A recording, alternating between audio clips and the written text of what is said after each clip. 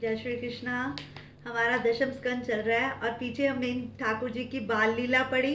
और कल हमने मालिन की कथा पढ़ी थी कि कैसे मालिन ने ठाकुर जी को अपनी गोद में बिठाया और ठाकुर जी ने कैसे उसे थोड़ों से पूरे रत्नों का मालिक बना दिया और ब्रह्मांड में उसे बहुत प्रसन्नता हुई। तो अब आगे हमारा वृंदावन का भाग शुरू होने जा रहा है, जिसे सुनने के लिए वो कहते हैं आकाश में सभी देवी देवता शुभदेव की तरफ देख रहे थे और हर कोई इस कथा को सुनना चाहता था। कहते हैं भागवत का यही हृदय है। अब वृंदावन लीला का आरंभ हो रहा है। भारत भूमि कर्म भूमि है, अन्य देश भोग भूमि। हमारे यहाँ कर्मानुसार फल मिलते हैं। प्रत्येक कर्म को परमात्मा की आज्ञा मानकर पूर्ण करो। भक्ति और कर्म में वैसे कोई अंतर नहीं है। प्रभु को प्रसन्न करने के लिए किया गया कर्म ही भक्ति है। कर्म में फल इच्छा कपट है। फल इच्छा किए बिना किया गया कर्म ही भक्ति है। जो कोई प्रत्येक कर्म ईश्वर के हेतु करता है, उसके सारे कर्म भगवान की भक्ति बन जाते हैं। कर्म करते समय भगवान के लिए करने की निष्ठा रखनी चाहिए। कर्म करते समय मन ईश्वर से संलग्न ना हो पाए, हमें यही बात मन में हमेशा सोचनी चाहिए। पाप करते समय मनुष्य ईश्वर को भूल जाता है। ईश्वर सर्वव्यापी है, सर्वत्र है, ऐसे मानोगे तो पाप नहीं कर पाओगे। व्यवहार और भक्ति में अधिक अंतर नहीं है। ईश्वर की भावना कर रख किया गया व्यवहार भक्ति है। जब तक ईश्वर हमारे शरीर में है तब तक व्यवहार अनिवार्य है। प्रत्येक कर्म को भक्तिमय बना दो। भोजन करते समय भी मान लो कि नारायण ही आहार कर रहे हैं। व्यवहार की भक्ति और ज्ञानान्मय बनाओ। ईश्वर को सभी से दूर रखो। कभी निठल्ले मत रहना। निठल्ला हाथ पाप कर बैठता है। भक्ति कभी भी ऐसी नहीं होनी चाहिए जो तुम्हें तुम्हारे कर्मों से दूर कर दे। वो कहते हैं कि तुम्हारे हाथ हमेशा कर्म में रहने चाहिए और हृदय श्री कृष्ण में रहना चाहिए। और कुछ लोग तो कई बार ऐसा बोलते हैं कि ये पता नहीं भक्ति कर रहा है ना, तो इसका मतलब है कि इसको लगता है कि और कोई काम ही नहीं है। इसमें ठाकुर जी देखो कितना अच्छी तरह से इस चीज़ को बता रहे हैं कि हाथ तुम्हारे कर्म में रहने चाहिए और हृदय तुम्हारा अच्छे कर्मों में रहना चाहिए, यानी कि भक्ति में रहना चाहिए। निठल्ले व्यक्ति के मन में पाप और विकार जागते हैं, सो हमारे हृदय को सदैव कार्य करते रहना चाहिए। घर गृहस्थी चलाने के लिए काम काज नौकरी जो धंधा करना पड़ता है, हमें उसे कभी नहीं भुलाना चाहिए। ईश्वर द्वारा दी गई स्थिति में आनंद और संतोष मानो। अपनी सभी प्रवृत्तियों को ईश्वर में संधान बनाए रखो। सभी कार्यों का ईश्वर की आज्ञा समझ कर करते रहो। कर्म के फल की इच्छा कभी ना रखो। कर्म का कैसा कितना कब फल दिया जाए ये भगवान के सोचने की बात है। कर्म सद्भावना से करो। जैसी ध्वनि वैसी प्रतिध्वनि। जो वर्तन किए जाए वैसे ही प्रतिकूल लगता है जैसा वर्तन किसी और की प्रीति न किया जाए। यदि तुम किसी जीव की प्रति कुभाव द्वेष असूया रखोगे तो वह तुम्हें भी बदले में कुछ नहीं देगा।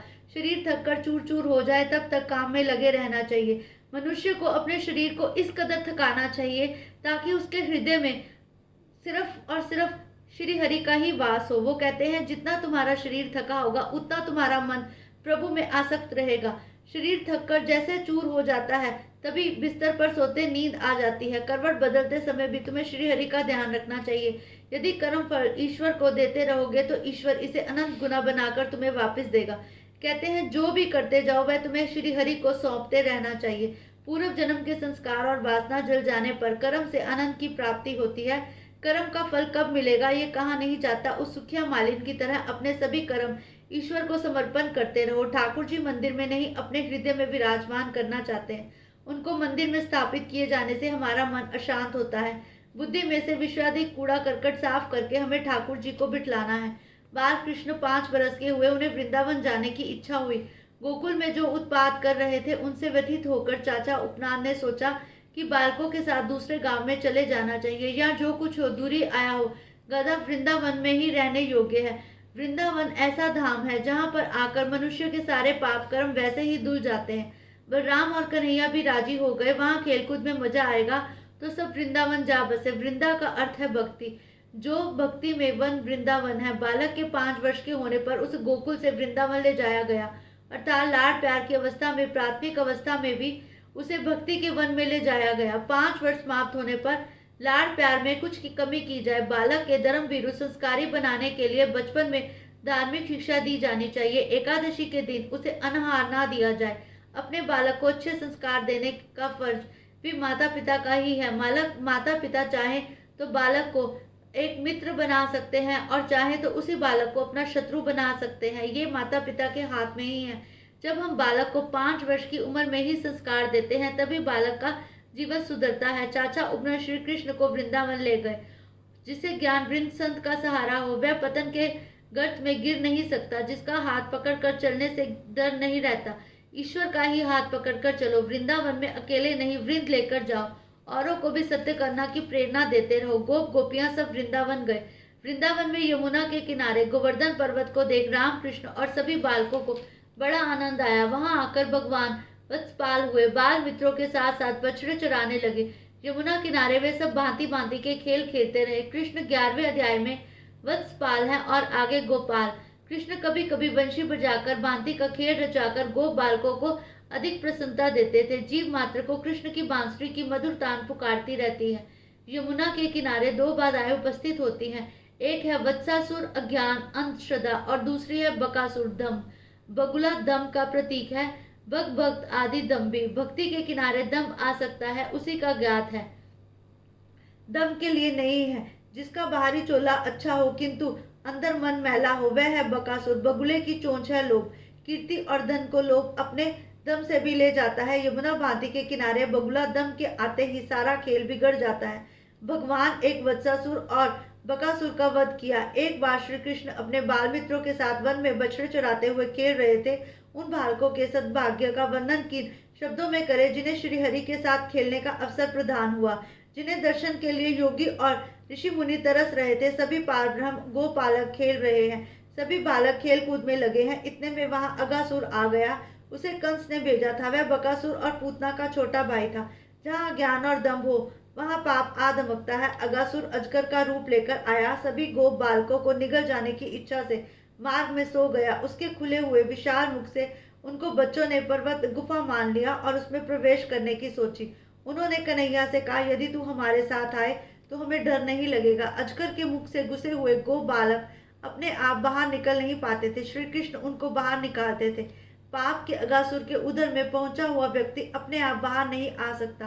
पाप और सांप एक ही समान है। सांप द्वारा काटे जाने पर यदि उसके अंग को शीघ्र काट ना दे तो उसमें विष फैल जाएगा, परंतु अगर श्री हरि की कृपा हो तो विष फैलने से बच भी सकता है। पाप का चिंतन करने से वह जम जाएगा। पाप धरती से आकाश तक व्याप्त है। मन संग संग चलता है, अतः पाप तो तुम्हारे साथ वन प्रीत किया भी वहां भी जाएगा। वासना के प्रवाह में बहा जीव अंत आत्मा का मन पाप करता रहता है। वासना के वेग में ज्ञान बह जाता है। मन को सदैव पाप करने से रोकते रहना ही मनुष्य का एक कर्म है। सभी क्रिया प्रकट अपकट शब्दोच्चारण के कारण ही होती है। पापाचर से पहले मन में उसका उच्चारण नहीं होता। एक बात मैं सबसे कहना चाहता हूँ कि जो अजगर के रूपी मनुष्य पाप करता रहता है और दूसरों को निगलने की इच्छा रखता है, उसे श्री हरि कभी भी नहीं अपनाते। कहते हैं श्री हरि को अपने अच्छे कर्म देने चाहिए, ना कि बुरे कर्म। परंतु कुछ लोग ऐसे हैं जो पाप करते समय तो ये कहते हैं कि पाप की कमाई से हम लंगर लगा देंगे और पाप की कमाई से हम दान करेंगे। परंतु याद रखना, पाप तो तुम्ही ने किया है। अगर पाप की कमाई से तुम दान भी करोगे तो वह पाप तो कभी भी नहीं जाएगा। संत प्रभु नाम का उच्चारण संतत करते रहने, अतः उनसे पाप नहीं किया जाना चाहिए। अगासुर के उदर में जाते समय ताली बजाते हुए अर्थात मन को जागृत करते हुए जाओ। कहते हैं राजा कई बार इतने पाप करता है परंतु फिर भी उसे पाप क्यों नहीं लगता? क्योंकि राजा असंख्य लोगों को नौकरी देता है। जो लोग दूसरे का पालन पोषण करते हैं, जो लोग दूसरे को किसी न किसी भांति काम देते हैं, जो लोग दूसरे के पेट का गुजारा करते हैं, जो लोग दूसरों का भला करते हैं, श्री हरि कभी कभी उनके पापों को क्षमा भी कर देते हैं। परंतु जो मनुष्य केवल स्वयं के लिए पाप करता है, स्वयं के परिवार के लिए पाप करता है, स्वयं के पाप परिवार की रक्षा के लिए, कहते हैं खुद के लिए और खुद के बच्चों को पालने में ही अगर तुम लगे रहोगे तो फिर श्री हरि कभी भी तुम्हें क्षमा नहीं करते। श्री हरि कहते हैं मैंने तुम्हें जन्म दिया है, संसार में जाकर संसार के लिए कुछ तो भलाई का कार्य कर। कुछ ना कर सक तो फिर मेरी भक्ति कर और भक्ति के साथ साथ दूसरों का उद्धार भी कर। भक्ति ऐसी नहीं है कि सारा दिन एक ही जगह पर बैठकर श्री हरि का नाम जपते रहो। भक्ति तो ऐसी है जिसमें हम दूसरों का कुछ भला कर सके, जिसमें हम दूसरों के लिए कुछ अच्छा कर सके। आजकल के लोग धन को तो अपने सीने से चिपकाए रहते हैं और श्री हरि को स्वयं से दूर रखते हैं। हर बात में श्री हरि का नाम लेते हैं। मंदिर जाते हैं, अगर कुछ पैसे और कुछ फल चढ़ाकर सोचते हैं हमने प्रभु को प्रसन्न कर लिया और प्रभु को बांध लिया। प्रभु तुम्हारे पैसे और फलों के भूखे नहीं है, ना ही प्रभु तुम्हारे लाए गए फूलों के भूखे हैं। प्रभु तो कहते हैं अगर इस जीव में तुम्हें जन्म मिला है तो फिर किसी ना किसी का उद्धार कर। जब हमारे हाथों कुछ लोगों का उद्धार होता है तो फिर प्रभु श्री हरि हमसे बहुत प्रसन्न होते हैं। बालक जानते हैं कन्हैया उनके साथ तो होगा, कोई डरने की बात नहीं। कृष्ण को साथ लेकर वे सभी गो बालक नाचते कूदते अंदर चले गए। उनकी रक्षा के हेतु कृष्ण भी अगासुर के मुंह में उतर गए। भगवान ने समृद्धि भाक्षी का प्रयोग किया। लौकिक और परमत भाषा ज्ञान है। समाधि भाषा में अभ्यासी भागवत का अर्थ समझ पाएगा। विलासी के लिए भगवत समझना बड़ा ही कठिन है।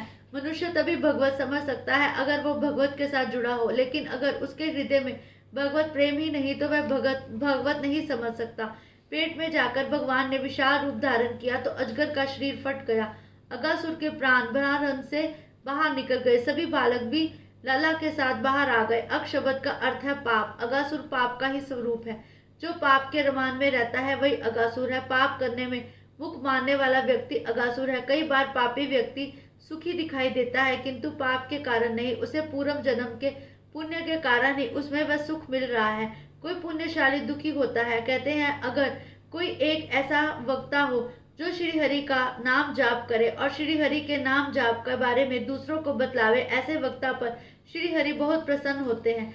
ऐसे ही सुखदेव जी हैं जिन्होंने अपने साथ साथ परीक्षित को भी तारा। पुण्य का फल दुख नहीं है। पाप के जाल से छूटना आसान नहीं है। पाप का बाण होने पर मनुष्य पाप कर्म छोड़ नहीं पाता। जब तक मनुष्य पुण्य का बल पड़ता ही नहीं है तब तक पाप की आदत भी वह उससे छूटती ही नहीं है। आत्मा और इंद्रियां इतनी एकाकार हो जाती हैं कि इंद्रियों का पाप आत्मा देख नहीं पाता। मन में पाप का विचार सदा चलता रहता है। औरों की निंदा कानाफूसी जैसा कोई पाप नहीं है। अगर हम अपने साथ साथ किसी और के मुख से निंदा सुनते हैं तो प्रभु कहते हैं कि तुम सबसे ज्यादा पाप करते हो, क्योंकि निंदा सुनाने से निंदा सुनने वाला अधिक पापी माना गया है। यदि पाप तुम्हारे शरीर और मन में एक बार घुस गया तो तुम्हें छोड़ेगा नहीं। जिसके घर से मन में पाप आ बसता है उसके घर में मन परमात्मा कभी नहीं आते। जानबूझकर पाप करने वाला, पाप से सुख मानने वाला पाप में ही रमारन रहने लगता है। पाप किए बिना रहा नहीं जाता। भगवान को साक्षी ना रखना, वे तुम्हें बचाएंगे। कहते हैं जब हमारे घर में पाप की कमाई आना शुरू हो जाती है, जब हम पाप की कमाई से रम जाते हैं, तो कहीं ना कहीं श्री हरि यही कहते हैं कि फिर मनुष्य का कभी भी उद्धार नहीं हो सकता। क्योंकि एक बार मनुष्य पाप करता है, परंतु पाप की कमाई तो वह हर रोज खाता है, और पाप की कमाई जैसे जैसे उसके अंतर उसके परिवार में जाती जाती है, वैसे ही मनुष्य के परिवार से भक्ति जो है वो लुप्त होती जाती है। अनिच्छा होते हुए भी जीव पाप में प्रवृत्त क्यों होता है, वे पाप क्यों करता है, इच्छा न होने पर भी उसे पाप क्यों करने पड़ते हैं, इन सभी प्रश्नों के उत्तर कल हम आगे पढ़ेंगे। बस मुझे लगता है कि यही प्यार विश्राम देना चाहिए। जय श्री कृष्णा।